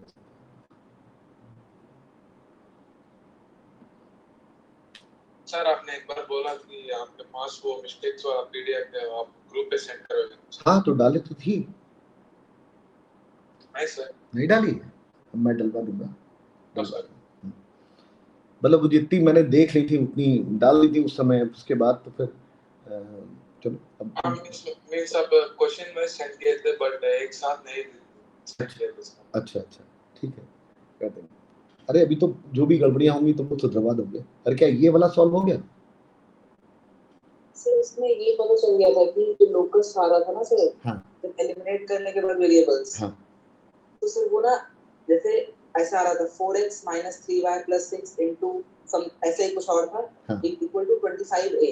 मतलब तुमने क्या किया, इन दोनों में से a को एलिमिनेट कर दिया, t को। सर t को। अच्छा अब रुक जाओ, मत करो। एक्चुअली तुमने बहादुरी दिखा दी, तुमने पूरा सवाल पढ़ा नहीं। सवाल पढ़ लेते तो थोड़ा कन्वीनियंट हो जाता। दे रखा है कि ये 5x है, ठीक है, कोई कर्व है, तुमने वो आइडेंटिफाई कर लिया, लेकिन वो कर्व मुझे निकालना ही नहीं है, उस कर्व के बारे में कोई बात ही नहीं चल रही है। सवाल अगर पढ़ते तो if area bounded by this and line this is finite in the first quadrant, ये तो डेटा दे रखा है कि ये जो 5x कर्व है और ये जो लाइन है, इनके बीच का एरिया फाइनाइट है, और वो फर्स्ट क्वाड्रेंट में फॉर सम इंटीजर a कोई इंटीजर दे रखा है। Consider another curve this which is mirror image of this with respect to line this. Line अभी भी वही है और इसी कर्व की मिरर इमेज निकाली गई इसी लाइन के रिस्पेक्ट में, जिसका नाम 5xy रख लिया गया। मैं पहले एक बार पूरा सवाल पढ़ दूं, कोई बच्चों ने उसका पढ़ा ही ना हो तो पहले पढ़ लेते हैं। एक कर्व दे रखा है जो कि पैरामेट्रिक कोऑर्डिनेट के साथ दे रखा है, जो कि 5xy बराबर 0 को रिप्रेजेंट कर रहा है, और वो देख के ही पता चल रहा है कि t वाला टर्म है 1/t वाला टर्म है, t वाला टर्म है 1/t वाला टर्म है, और वो भी फर्स्ट क्वाड्रेंट में ही दे रखा है, फर्स्ट क्वाड्रेंट का ही कर्व है। और पैराबोला सर, हाँ जी, पैराबोला कुछ आएगा सर। हाँ मतलब तुमने t देखा तो पैराबोला आया तुम्हारे दिमाग में, लेकिन t देखने पर कुछ लोगों के दिमाग में हाइपरबोला भी आ जाता है ना। अच्छा असिम्प्टोट मतलब वो रेक्टेंगुलर हाइपरबोला है। हाँ बिल्कुल बिल्कुल, वैसे ही कुछ आना चाहिए, ठीक है। एक ही लाइन में सोचो। हाँ बिल्कुल बिल्कुल। तो ये मेरे पास x और y जो दे रखा है वो किसी कर्व के ऊपर है, भगवान जाने कौन सा कर्व है, और कॉम्प्लिकेटेड होगा अगर t को एलिमिनेट करोगे तो। इसने प्रयास किया, अच्छी बात है। लिखा हुआ है if the area bounded by 5xy = 0, मतलब इस कर्व ने इस लाइन के साथ जो एरिया बाउंड किया फर्स्ट क्वाड्रेंट में, वो एक फाइनाइट नंबर है किसी इंटीजर a के लिए। कंसीडर अनदर कर्व, एक और कर्व है जो कि इसी कर्व की मिरर इमेज है with respect to the same line. तो फिर मुझे सवालों को सॉल्व करना है। तो अब हम लोग पहले अगले पेज पे चलते हैं, यहाँ पर हम लोग चीजों को ठीक से लिख सकें। तो थोड़ा सा यहीं लिख लेते हैं क्या क्या दे रखा है। मेरे पास एक लाइन दे रखी है, लाइन अगर ध्यान से देखो तो उसका स्लोप मेरे पास कैसा है, नेगेटिव, और वाई एक्सिस से इंटरसेप्ट कैसा है, पॉजिटिव। तो कुछ लाइन जो रही होगी वो कुछ इस तरीके की रही होगी, और फर्स्ट क्वाड्रेंट में ही वो पैरामेट्रिक कर्व है, और फर्स्ट क्वाड्रेंट में किसी इंटीजर के लिए ये वाला कर्व इस वाले कर्व को कट कर रहा है। अच्छा अगर इसको कट कर रहा है, जहां पर मान लो वो इन दोनों पॉइंट पे कट कर रहा है, मान लो कुछ भगवान जाने कैसा कर्व है, मान लेते हैं थोड़ी देर के लिए कुछ ऐसा कर्व है, तो उसकी मिरर इमेज भी कुछ ऐसी बनेगी। अरे बनेगी कि नहीं बनेगी, जैसा इधर मिरर इमेज भी वैसी। अरे हाँ कि ना। Yes sir. तो पहले मैं मिरर इमेज के बारे में बात करूंगा, ये तो बहुत ही कॉम्प्लिकेटेड लिखा हुआ है, इससे टी एलिमिनेट करना बड़ा झंझट का काम हो जाएगा। तो मैंने कहा कि मेरे पास जो ओरिजिनल कर्व दे रखा है जिसका नाम 5x, y है, उसके ऊपर मैंने एक पॉइंट कंसीडर कर लिया x1, y1, और सिर्फ एक पॉइंट की, जो कि ये x1 मैंने ले लिया, ये y1 ले लिया, और अगर मैं t बदलता चला जाऊंगा तो पॉइंट बदलता चला जाएगा, तो इसी कर्व के ऊपर लाई करने वाले सारे पॉइंट की मिरर इमेज निकल के आ जाएगी।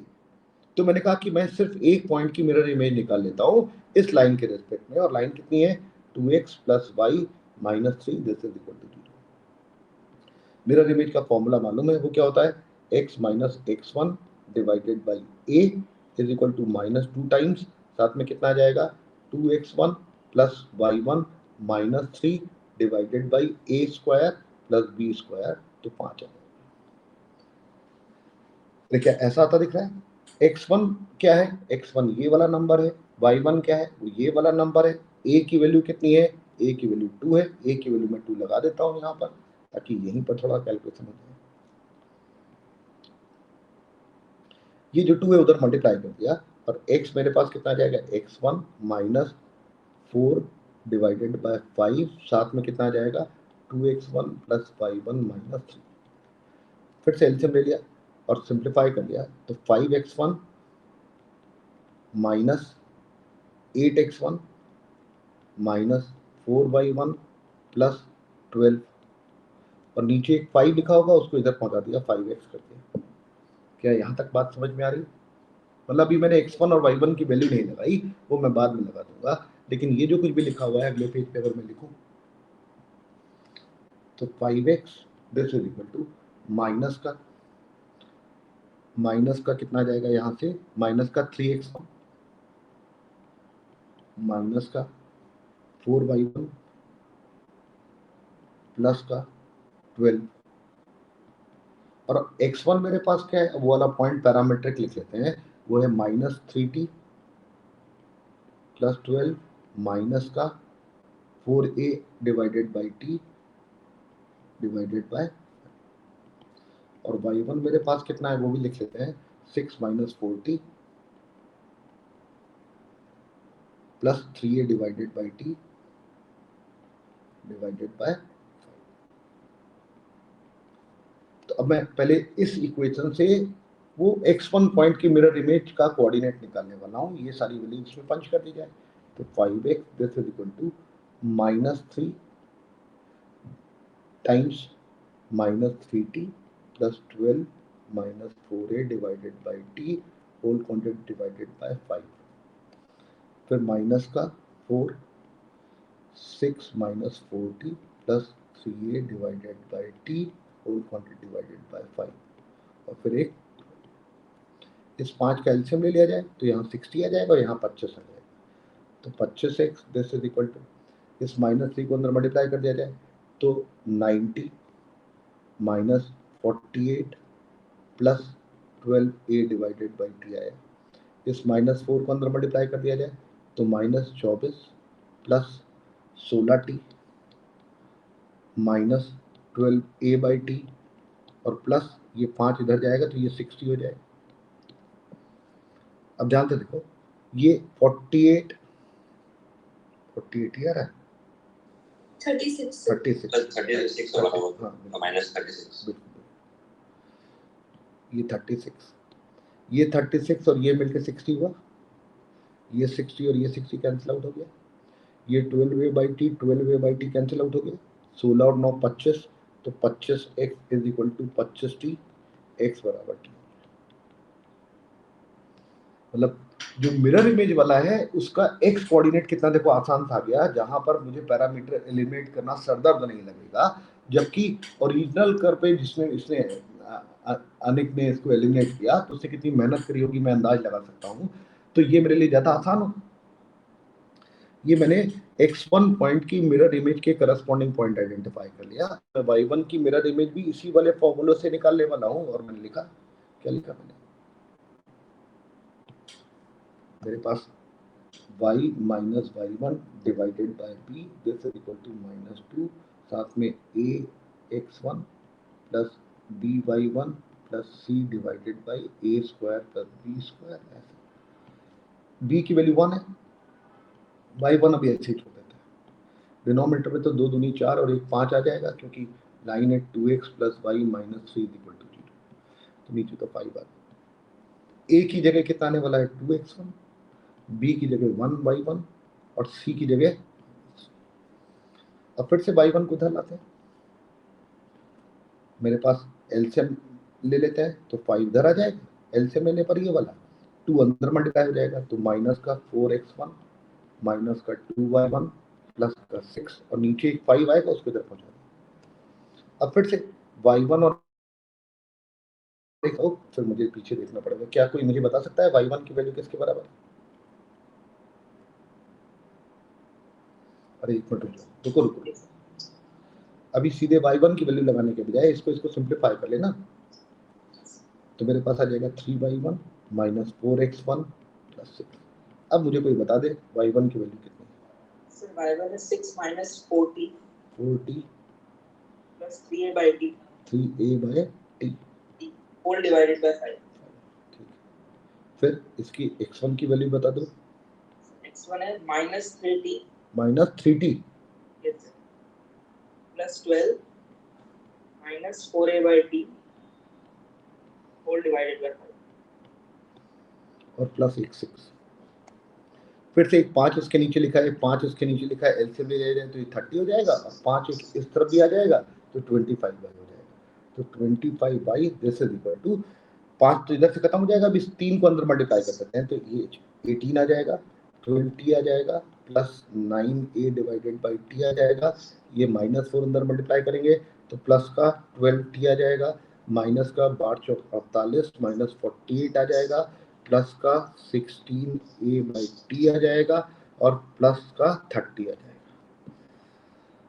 ये 48 प्लस का है, ये 48 माइनस का है, ये 30 और 18 ये मिलके 48 हो जाएगा, 48 कैंसिल आउट हो गया। फिर मेरे पास ये 12t कैंसिल आउट हो गया, ये 9a बाई टी, ये 16a बाई टी, तो 25y this is equal to 25a divided by t, 25 cut गया, y की वैल्यू आइडेंटिफाई हो गई, y इज इक्वल टू कितना आ गया, a बाई टी। y की वैल्यू हम लोगों ने आइडेंटिफाई कर ली और x की वैल्यू मेरे पास ऑलरेडी निकली हुई है, x मालूम चल गया, y की वैल्यू मुझे मालूम है a बाई टी, और कहा जा रहा है कि जो मिरर इमेज वाला कर्व है, ये वाला कर्व भी उस लाइन को, लाइन क्या थी 2x plus y minus 3 is equal to 0 को दो डिस्टिंक्ट पॉइंट पे कट कर रहा है, मतलब एरिया बाउंडेड फाइनाइट है और एरिया बाउंडेड फाइनाइट है और a किसी इंटीजर के लिए। क्या अपने आप अटेम्प्ट कर सकते हो सवाल? हेलो हेलो, सर एक बार ऑर्थोगोनल ट्रायंगल का मतलब वो ये इक्वेशन अब इसको छोड़ दो, अभी इसको छोड़ दो, बाकी दोनों सॉल्व करो, इसको छोड़ के बाकी दोनों सॉल्व करो तो बात क्लियर हो जाएगी। अटेम्प्ट करो, बड़ी देर से बोल रहा हूँ।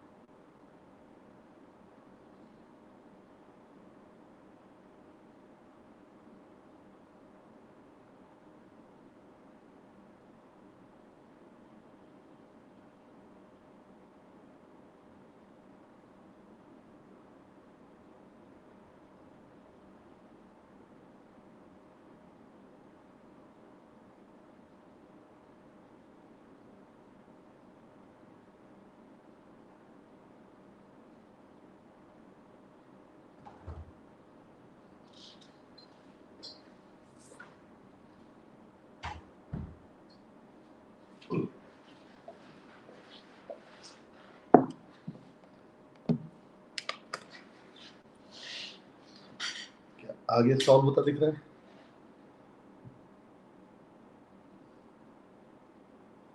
Yes. तो अब करना क्या है, कर्व तो आइडेंटिफाई हो ही गया होगा। कर्व क्या आ गया, X into is y equal equals to to a, a. ऐसा आ गया।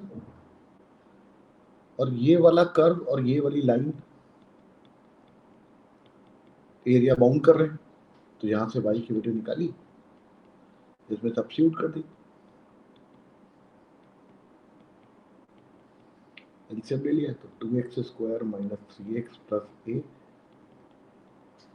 और लाइन को दो जगह कट करेगा तभी तो एरिया बाउंड हो पाएगा, और दो जगह कट करने का मतलब ये होगा कि discriminant must be positive.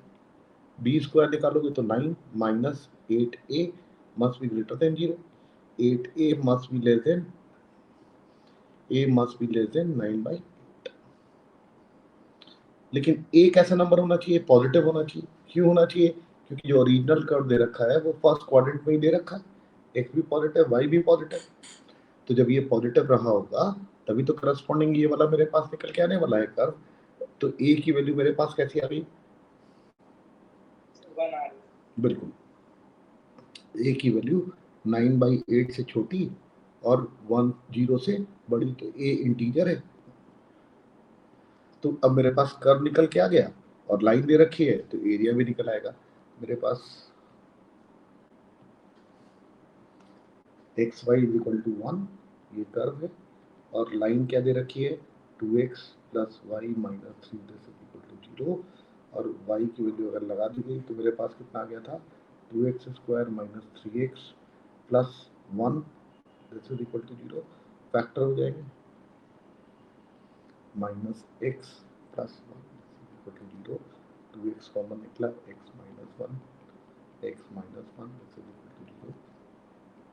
x बराबर हाफ और x बराबर, मुझे एरिया बाउंडेड निकालना है। एरिया बाउंडेड निकालने का मतलब इस वाले कर्व में से, ऊपर वाले कर्व में से नीचे वाले कर्व को सबट्रैक्ट कर लेंगे। तो 3 minus 2x minus 1/x dx from 0 to half to. Solve करके क्या आंसर आया, सर 3/4 माइनस 11 ऑप्शन मैच कर गया। 3/4 माइनस ln2। तो पहला वाला पार्ट खत्म हो गया। दूसरा बोल रहा है कि अब psi xy is equal to 0 is defined as y is equal to fx।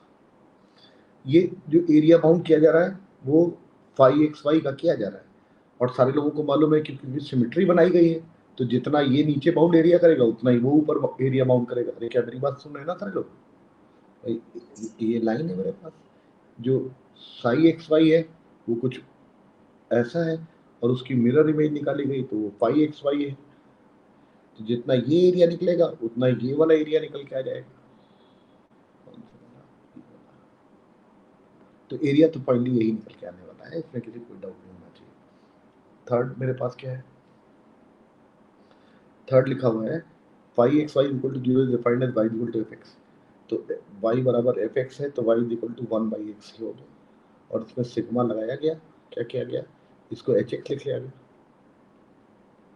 और ये कहाँ से कहाँ तक लिखा जा रहा है, 1 से लेके इंफिनिटी तक, और f r x लिख लिया गया। तो ये बेसिकली जीपी बन जाएगी, 1 रखोगे तो fx, फिर f स्क्वायर x, फिर dot dot dot dot up to infinity. GP का sum a/1 minus r fx ही आ जाएगा। ये मेरे पास hx, fx मेरे पास क्या है, ये fx, तो 1/x ऊपर लगा दिया, नीचे भी 1 माइनस 1/x एलसीएम ले लिया गया, तो मेरे पास 1/x माइनस 1 आ जाएगा, ये hx आ गया। और क्या बोल रहा है कि सवाल क्या बोल रहा है, 2, h2 की मिरर इमेज निकालनी है इसके रिस्पेक्ट में। 2, h2, 2, x यहाँ पर 2, तो h2 इज इक्वल टू कितना आ जाएगा, 1/2 माइनस 1। 2, 1 की मिरर इमेज निकालनी है, 2x plus y minus 3 this is equal to 0 इस लाइन के रिस्पेक्ट में। अरे क्या मिरर इमेज निकाली, फिर से वही वाला डी फॉर्म, ऑप्शन आ रहा है। डी ऑप्शन आ रहा है, चलो ये भी मैच कर गया। मिरर इमेज का फॉर्मूला ऑलरेडी हम लोग इस्तेमाल कर रहे हैं इतनी देर से, तो फिर से इस्तेमाल कर लेना। ये ऑप्शन आ रहा है, ऐसा किसी ने मुझे बताया। तो ये दोनों निकल के आ गए। अब पहला वाला पार्ट के बारे में बात कर लेते हैं। पहला वाला, हाँ बोलो। पहला का तो डी आएगा ना। हाँ ये मैं बात कर लूँ, मैं 1 मिनट रुक जाओ। पहले वाले पार्ट के बारे में बात करना है हम लोगों को। कहा जा रहा है ऑर्थो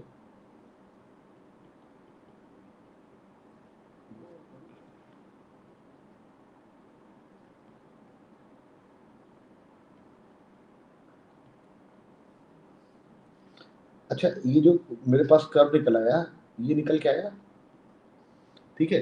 तो इसने कहा कि ऑर्थोगोनल ट्रैजेक्टरी निकालेंगे तो डी ऑप्शन आ जाएगा, हाइपरबोला आ जाएगा। और उसने ऐसा क्यों बोला मैं समझाता हूँ। इसने कहा कि इसका स्लोप निकाल लीजिए, एक्स डिफरेंशिएट कर दीजिए, दिस इज इक्वल टू 0।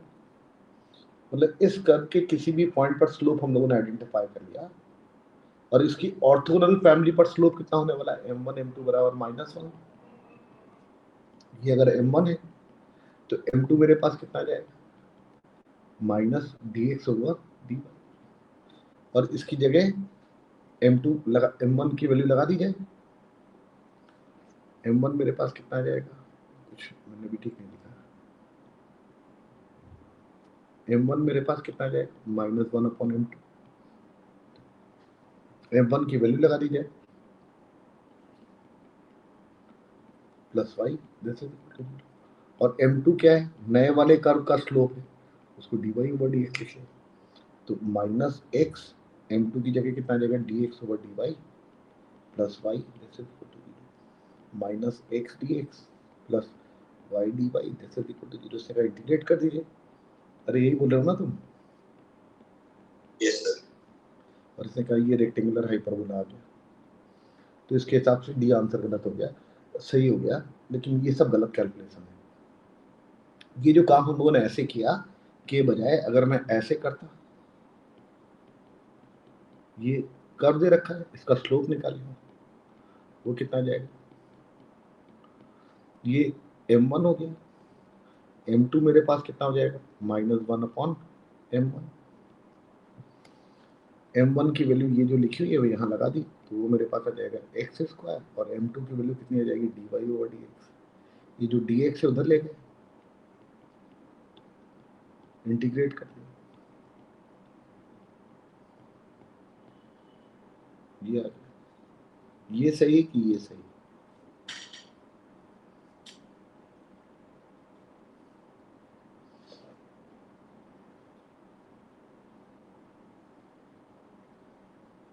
बताइए भाई।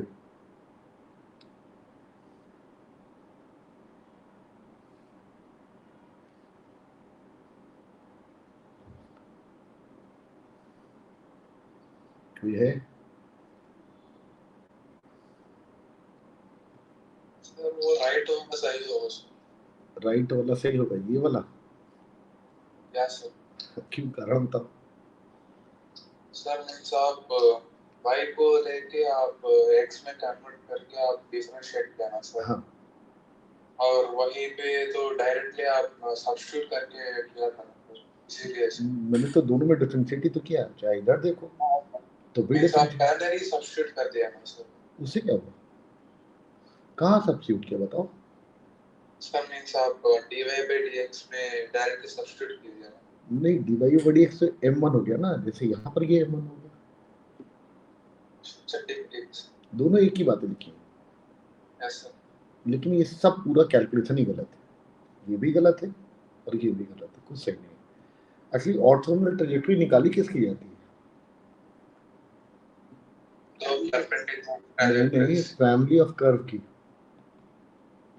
आर्बिट्ररी कांस्टेंट फंसाना चाहिए। हाँ वही तो, हम लोग ये सब बकवास कर रहे हैं। एक्चुअली मैंने जब सवाल बनाया था तो वो एक्स वाई बराबर सी दे के सॉल्व कर दिया, जबकि सी की तो वैल्यू ऑलरेडी निकल आई थी, तो वो सवाल ही कर दो, वो सवाल का मतलब ही नहीं है कोई। अरे क्या मेरी बात समझ में आ रही ना सारे लोगों को? हाँ यस। तो वो गड़बड़ है, क्या बताएं। वो लिख गया तो लिख गया, लेकिन बात मैंने समझा दी कि ये अपने आप में गड़बड़ है। अगर मैं ए वहां नहीं निकलवाता तो मैं सॉल्व कर लेता और मैं बोल देता कि भाई अगर a इंटीजर है तो आंसर एरिया कितना होगा, तब तो ये सब सही हो जाते। लेकिन वहां पर मैं ऑर्थोगोनल भी हटा देते तब भी क्वेश्चन सही है। ऑर्थोगोनल हटा देते तो मतलब ये वाला सवाल ही हटा देते। नहीं सर, so orthogonal trajectory क्या था sir? Sir means add an option none of these exist. अच्छा, एक नन ऑफ दीज और कर दे, ये ज्यादा ठीक बात है। Or its option is elimination. हाँ, एक नन ऑफ दीज और कर दो भाई, ठीक है। Yes. मतलब वो लिख गया गलती से मुझसे, लेकिन कोई बात नहीं, चलिए आगे बढ़ते हैं। अरे तुम अनिक यही वाला सवाल पूछ रहे थे ना स्टार्टिंग में? Yes sir, yes. अच्छा ठीक, अब इसके बारे में बात करते हैं।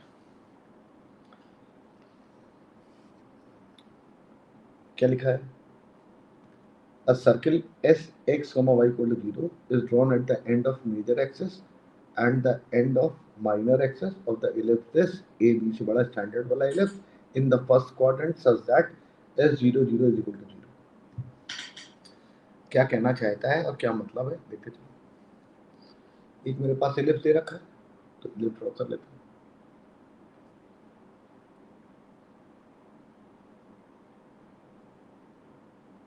x एक्सिस और जो ellipse मेरे पास बनने वाला है वो तो स्टैंडर्ड है, कलर बदल दे यार।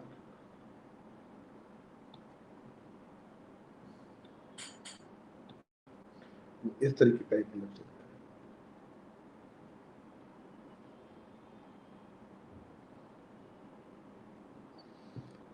ठीक है।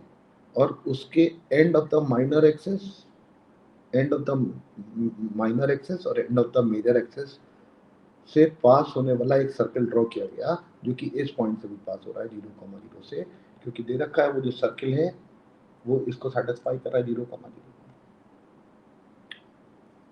तो सर्कल बना लेते हैं। सर्कल कुछ इस तरीके का,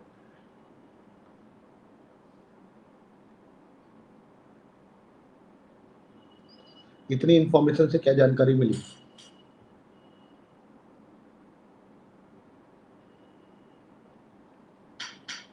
सर सर्कल का सेंटर पता चल जाएगा। कैसे? मतलब अगर वो a है तो a/2 सेंटर होगा उसका। कैसे मालूम चला? सर वो परपेंडिकुलर अगर कॉर्ड्स निकालते हैं, परपेंडिकुलर बाइसेक्टर कॉर्ड का परपेंडिकुलर बाइसेक्टर होगा। सर एक और चीज देख सकते हैं सर, जैसे जो वहाँ पे 3 पॉइंट्स इंटरसेक्ट करे वो राइट एंगल बन रहा है ना? हाँ राइट एंगल ट्रायंगल में। हाँ। तो सर्कम सेंटर हाइपोटेन्यूज पे है। अरे ये डायमीटर होगा। पहले ये वर्ड पहले बोलना चाहिए था भाई कि मेरे पास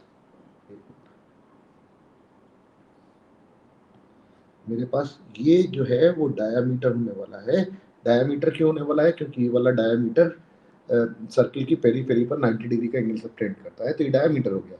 ये a,0 है, ये 0,b है, तो सर्किल का जो सेंटर है वो सब तुम लोगों ने ठीक बोला, और वो मेरे पास कितना हो जाएगा?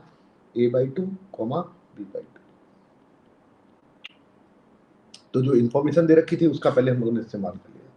फिर अ circle Sx, y cuts the given ellipse at an angle 30 degree at the end of the major axis। इस पॉइंट पर मेरे पास जो दो सर्किल बने दिख रहे हैं, मतलब एक सर्किल और एक इलिप्स बना दिख रहा है, उनके बीच का angle between two curves is the angle between their tangents at their point of intersection. और क्या ये बात मालूम है सारे लोगों को? और वो कितना एंगल दे रखा है? 30 डिग्री। मतलब ये वाला एंगल मेरे पास कितना हो गया? 30 डिग्री। फिर क्या पूछा जा रहा है कि दोनों फोकस और सेंटर ऑफ द सर्किल, इसका एरिया अगर निकाला जाए तो ये वाला एरिया दे रखा है किसके बराबर है?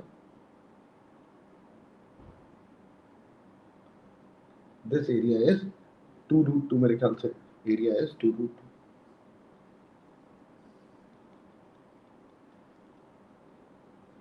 तो एरिया का तो पहले ही इस्तेमाल कर लेते हैं। फोकस के बीच का डिस्टेंस कितना होने वाला है? ट्वाइस ही।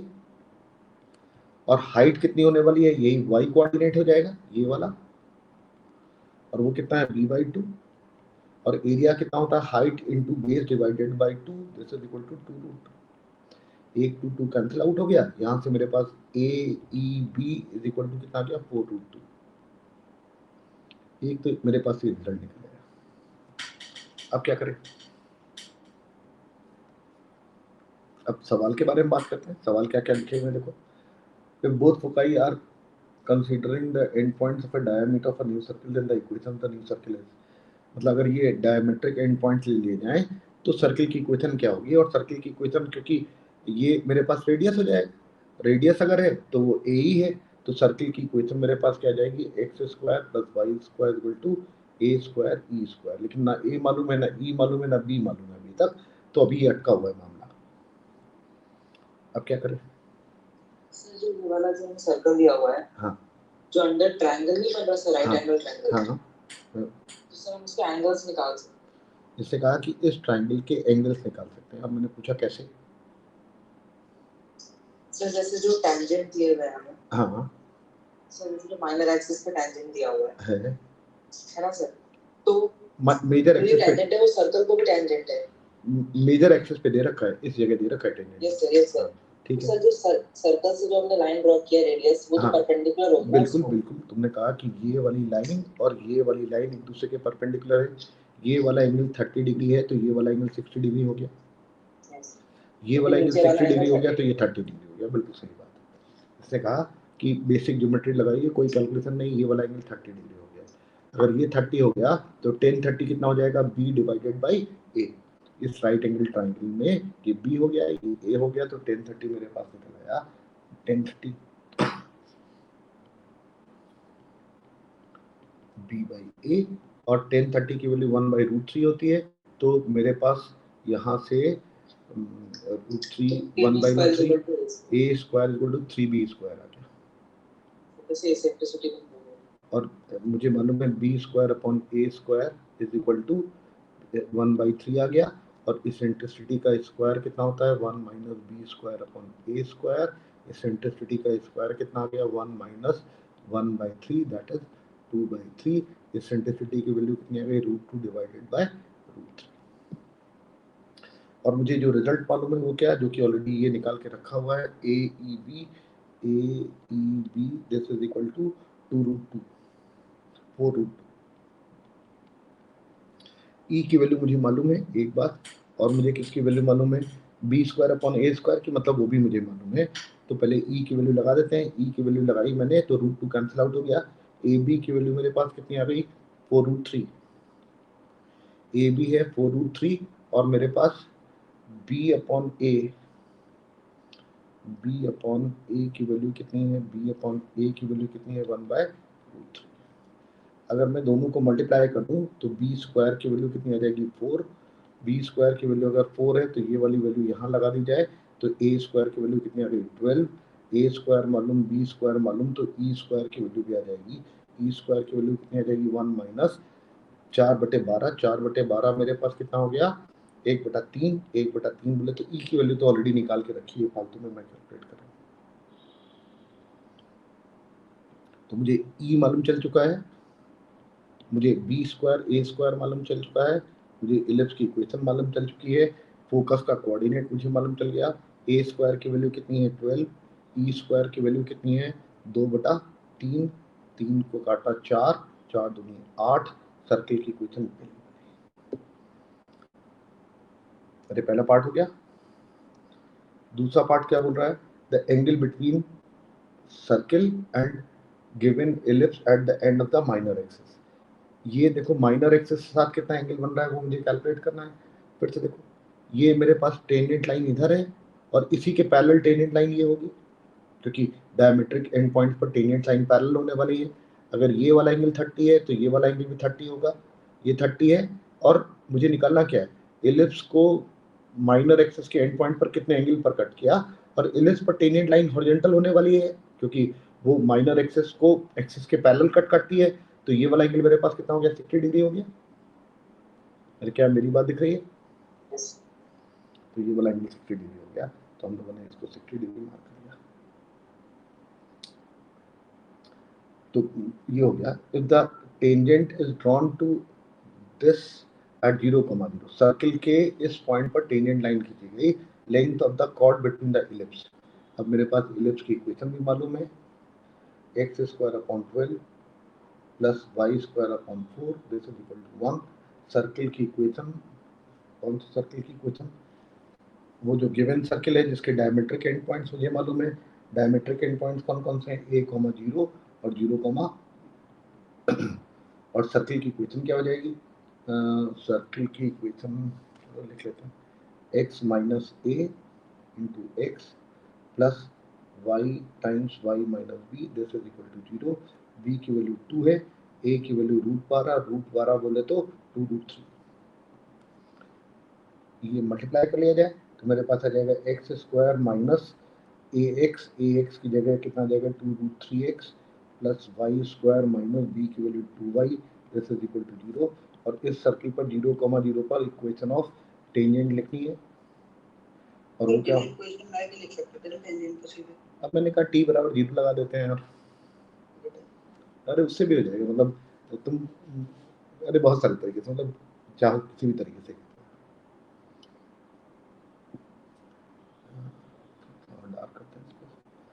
एक्स स्क्वायर की जगह x(1) वो 0 हो जाएगा, 2 हटाया √3x प्लस 0 आ जाएगा, y(1) 0 हो जाएगा, 2 हटाया y प्लस 0 आ जाएगा, जैसे इक्वल टू 0, तो जो लाइन आ गई वो मेरे पास क्या आ गई y प्लस √3x जैसे इक्वल टू 0, और इसने इसको कट किया, और कट किया तो मेरे पास क्या आने वाला है, इलिप्स पर length of the tangent, length of the intercept of the chord कितना होगा वो मुझे आइडेंटिफाई करना है। सर्किल मेरे पास ऐसा था, सर्किल है, और इस पॉइंट पर टेंजेंट लाइन मैंने खींची तो इसकी लेंथ आइडेंटिफाई करी, इसको और इसको अगर सॉल्व कर लिया जाए तो भला हो जाएगा, सॉल्व कर लोगे, या तुम लोगों को याद होगा कोई भी लाइन y बराबर mx प्लस c किसी भी कोनिक्स वर्ड कट करती है तो इंटरसेप्ट की लेंथ कितनी होती है, x1 y2 minus y1 difference of the root ये होता है यार, तो मतलब y2 का डॉटिक बना ले तो 1/1 का sin स्क्वायर हो जाता है बस, हाँ बस बिल्कुल, तो x1 माइनस x2 का मॉड ये और निकालना है, और ये तो मुझे लग रहा है बहुत आसान हो जाएगा क्योंकि कांस्टेंट नंबर है ही नहीं, तो सीधे मेरे पास निकल जाएगा, y की वैल्यू निकाली माइनस 2/3x यहाँ लगा दी, x square by 12 plus x square या 3x square by 4 this is equal to 1, एक 3 से और ऊपर नीचे मल्टीप्लाई कर लिया, नीचे 12 आ गया, ऊपर 9 और 10x square is equal to 12 आ गया, x स्क्वायर की वैल्यू कितनी आ गई 12/10, 12 6/5, तो x1 माइनस x2 अगर करेंगे तो तुम्हारे पास 2 टाइम्स √6 डिवाइडेड बाय √5 आ जाएगा, और स्लोप की वैल्यू कितनी है लाइन की वो यहाँ से पता चल रही है 3 माइनस √3 आ जाएगी, तो उसका स्क्वायर करेंगे तो 3 आ जाएगा, 3 और 1 4, 2 और आ जाएगा तो ऊपर से आ जाएगा 4 √6 डिवाइडेड बाय √5, अरे क्या ऐसा कोई आंसर दे रखा है कि नहीं, देख लिया 4√6 डिवाइडेड बाय √5, ठीक है, यहाँ तक काम खत्म होता दिख रहा है, हेलो, यस सर, तो 5 मेरे ख्याल से कॉम्प्रेंशन हम लोगों ने डिस्कस कर लिए, और 5 में ये वाला में बस गड़बड़ी है, बाकी तो सब ठीक है, तो आज की क्लास यही खत्म कर दिया जाए। अरे मैं तुम लोगों को एक छोटी सी बात बता दूं, अभिनंदन सर की आज इंगेजमेंट है, 7 बजे जाना है, तुम लोग उनको बधाई दे देना भाई, बाकी अगले टर्न पे परसों पढ़ेंगे।